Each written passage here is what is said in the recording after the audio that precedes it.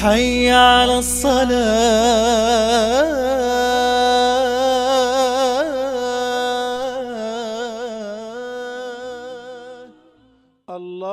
الله أكبر الله أكبر.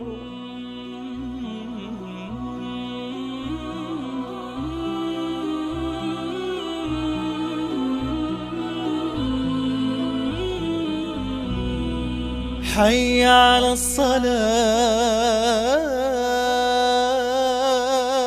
بسم الله الرحمن الرحيم. الحمد لله والصلاة والسلام على رسول الله وعلى آله وصحبه ومن والاه. برانی بەڕێزم لە نووری دیدەیە هاتینە سەر باسی هەدەف و غەرەض لە نوێش بۆچی فەرز کراوە بەسەر بەندەکانە، یاخود بۆچی وەکو سوننەت دانراوە کە عەبدەکان بەردەوام بیکەن تەنها لەبەر یەک مەبەست، ئەویش یادی پەروەردگاریانە. هەر کاتێ نوێژ بوو بەو وەسیلەی کە عەبد لە خواکە و لە خاڵقەکەی نزیکە کاتەوە، یادی خوای گەورەی ئەخاتەوە، ئەمە پێوتێ نوێژ. وەکو خوای گەورە بە موسا فەرمێ وەئەقیمی الصەلاتە لیذیکری، ئەی موسا نوێژ کە بۆ یادی من، واتە ئەبێ نوێژەکانمان یادی خوای گەورەمان بخاتەوە، ئەبێ نوێژەکانمان لەگەڵ خوای گەورە نزیکمان کاتەوە، ئەبێ نوێژەکانمان بەردەوام شەحنێکی معنەوی بێ، ئەبێ بەردەوام نوێژەکانمان لە ناو شەبەکە ئیمانەکەیە بمان هێڵێتەوە. ئەگەر ئیتساڵیان پێوە کردین لە مەلایکە و لە ئاسمانەوە، نەڵێ خارج نیتاق الخدمەیە، بڵێ ناو خزمەت گوزاریەکەیە هێشتا ماوەتەوە، هێشتا دوور نەکەوتەوە. بۆیە دایمە ئینسانی موسڵمان پێویستی بەمەیە. بۆیە ئەبێ ئینسان مزگەوتی سادە بێ، جایز نییە مزگەوت عنعنە و فەنفەنە و شتی سەرنجڕاکێش و حتا جلوبەرگی ئینسانی موسڵمان، حتا فەرش و ڕاخەرەکانیش کە لە مزگەوتا هەن. جاریکان پێغەمبەری خوا صلی الله علیه وسلم جلێکی لەبەرایە، عایشە بۆمان نەژێتەوە رضی الله عنه دایکمان ئەفەرمێت أن النبي صلى الله عليه وسلم صلى في خميصة لها أعلام فنظر إلى أعلامها نظرة فلما انصرف قال اذهبوا بخميصتي هذه إلى أبي جهم وأتوني بأنبجانية أبي جهم فإنها ألهتني آنفا عن صلاتي. لكاتي نرجع بيغمبري خاصم آواد سەگرێ ئەبێ نوێژی پێغەمبەری خوا صلی الله علیه و سلم چۆن بۆ بێ. خۆزگا چایەکمان لێیە بوو، تەسویرێکمان لەبەردەسا بوو، یاخود سۆرەیەکمانە بوو بزانین پێغەمبەری خوا صلی الله علیه و سلم چۆن نوێژی کردووە. کە ئاوا نوێژەکات سەیری جلو و بەرگەکەیە کات، هەندێ ڕەنگاوڕەنگی تایە، دوایی کە سەلامە داتەوە ئەیوێ بڕوا فەرمێ اذهبوا بخەمیسەتی هذه إلى أبي جهم، ئەم جلە جوانم بەرنەوە بۆ ئەبی جەهم، چونکە پیاوێکە هەدی پێغەمبەری خوای کردووە صلی الله علیه و سلم جلێک. وأتوني بأنبجانية أبي جهم، لسنن أبو داود هاتووە کە ئەنبیجانیە فەرمێ جلێکی کوردی بووە، بەڵام جلێکی زبر بووە، ڕەنگاوڕەنگ و عنعنە و فەنفەنە و شێوازێکی تیانە بۆ کە سەرنج ڕابکێشێ. فەرمێ ئەم جلە جوانە کە هەدیەی کردوم دەستی خۆش بێ جلێکی بۆ بەرنەوە، جلێکی تری زبرم بۆ بێن هەر لای ئەوەوە چونکە خەریب بوو لە نوێژەکەم بکە. لە حەدیثێکی ترا لە کە بوخاری ڕوایەتێکا فەرمێ فأخاف أن تفتنني، ترسام سەرنجم دوور خاتەوە لە نوێژەکەم. واتە پێغەمبەری خوا صلی الله علیه و سلم قبوڵی نەبووە جلێک کە بە شێوەیەک لە شێوەکان، جۆرێک لە ڕنگ و جۆرێک لە بۆن و جۆرێک لە سەرنجڕاکێشی تیا بووە پێغەمبەری خوا صلی الله علیه و سلم لەبەریکە. بۆیە فەرمێ إذا نعس أحدكم في الصلاة فلينم حتى يعلم ما يقرأ. ئەگەر یەکێکتان شەو نوێژێ کرد، خەوی بردەوە،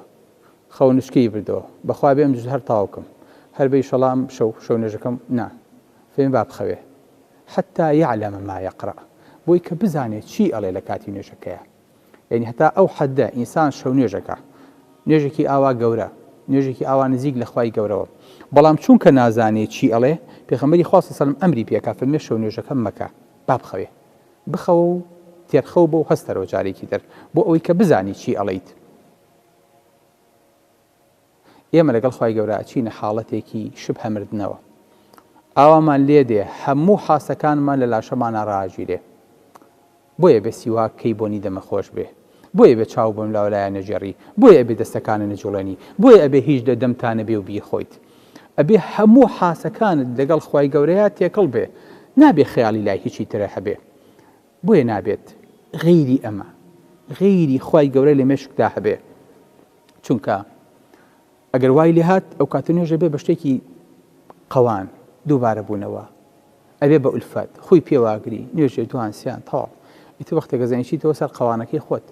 نوێژەکە لە بیر نامێن نوێژ بۆ ئەەکەیت نوێژ بۆ چی ئەەکەیت نوێژ لەگەڵ چی ئەەکەیت یادی چی ئەەکەیتەوە لە نوێژە ئەو نە یادە لای دۆلار و لای پارە و لای سەروەت و لای باخ و لای ماڵ و لای نەخۆشی مناڵ و لای مەسلحەتی شخصی خۆت و لای گۆڕینی مۆدیلاتە لەوە چێ ئەوە یاد لای نوێژەکە نەبێ وەکو چۆن لای حەلاقی ئاوادانیشی خواڵێ سرم بۆ چاک تاو چەنی کرد دەستێکی بگیرفانتە ئەمەشە بێ بەخویەک لەم خوانە وەختێکە زانی تۆ تاو بوویت بەڵام یادت بووە یادت نەبووە ئەمە بۆ چونکە ئەو دووبارەیەکێتەوە چۆن جلە گۆڕیت و ئاگات دێنیە جلەکان وەختێکە زانی کامل بوویت و حازریت و ئێستا لە دەرەوەیت نوێژیش ئاوای لێ دێ خۆشەویستەکانم بۆیە نابێ نوێش ئەوای لێبێ لە کاتی ئینسانی موسڵمانە بە تایبەتی هەر کاتێ یادی سەحابەی کرد پیاوێکی وەکو ئەبو عەبدوڵڵای نەباجی فەرمێ لە تەرتوس نوێژیانە کرد پێشنوێژی بۆ خەڵکەکە کرد هاواریان کەوتیان ئەننەفیر ئەننەفیر جیهاد جیهاد هەستن بۆ جەنگ هەستن بۆ تێکۆشان لە پێناوی خوای گەورەیە ئەویش نوێژەکەی نەبڕی و نوێژەکەی بەردەوام بوو خەڵکێکی زۆر نوێژەکەیان بڕی و دوورکەوتنەوە کە دوایی تەواو بوو وتیان ئەنتە جاسووس تیان تۆ پیاوێکی خەدمایری فەرمی بۆ فەرمی ئەی جۆل لێ نەبوو هاواریان کردوتیان ئەننەفیر ئەننەفیر ئەفەرمی وەڵڵاهی من تەسەوڕم نەکردووە کەسێک لەگەڵ خوای گەورەیە پەیوەندی هەبێ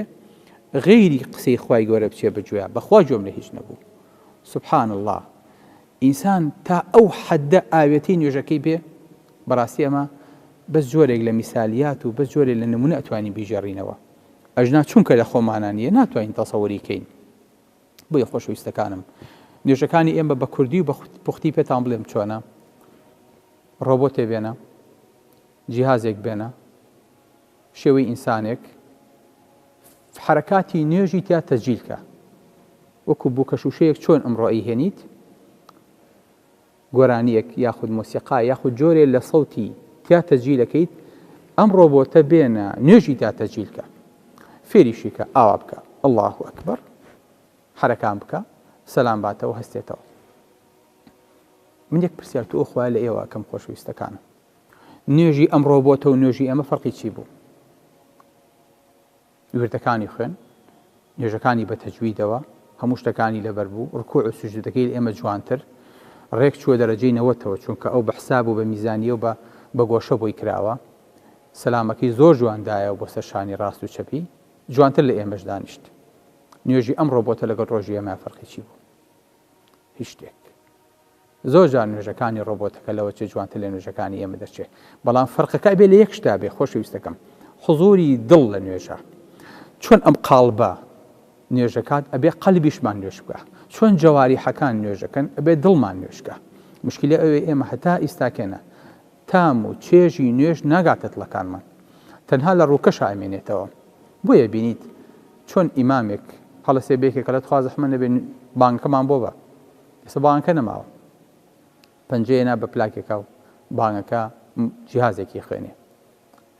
قاریەکی خوێنی یاخود مۆبایڵێکی خوێنێ بینێ بە مکەبەرەکەیەوە واتە ئەم جیهازە چەند لەم بانگە تێئەگا ئێمەش ئەوێ لە نوێژەکانمان حاڵی بۆیە زەرورە ئایزەکانم مناڵێک بێنە بڵێ وەرە زەحمە نەبێت دوور کات نوێژکە ئەلێرە نەیە وەکو تۆ زانی نوێژکە بەڵام لی پرسە بڵێ بۆچی وتی الله ئەکبەر نوێژە بۆ چیە کردەوە نێبرزانی بۆ خوای گەورەی کردووە بۆ ئەڵڵای کردووە بەڵام وردەکاری نوێژەکەی نازانی حاڵی نەبووە کەواتە فەرقی تۆ مناڵێک چییە کە نوێژەکەن لە بەردەمی خوای گەورەیە بۆیە کاتی خۆی یەکەم مەرحەلەی حرامبوونی عەرەق لەسەر ئەمە بوو مسلمانەکان کە عەرەقیانە خوردەوە ئەچوونە نوێژەوە نەیانەزانی چیەڵێن بۆیە خوای گەورە فەرمی یا ئەیها الذین ئامنوا لا تقربوا الصلاة وأنتم چی وأنتم سكارى بۆ حتى تعلموا ما تقولون بۆ ئەوەی کە بزان چی ئەڵێن واتە ئەگەر لەبەر ئەمە نەبێ عەرەق حرام نەئەکرا مەرحەلەی یەکەم بەس بۆیە حرامە بۆی کە بزان ئەڵێن چی باش خۆی مە سەرخۆشین لە نوێژەکانمانە کەسمان سەرخۆشین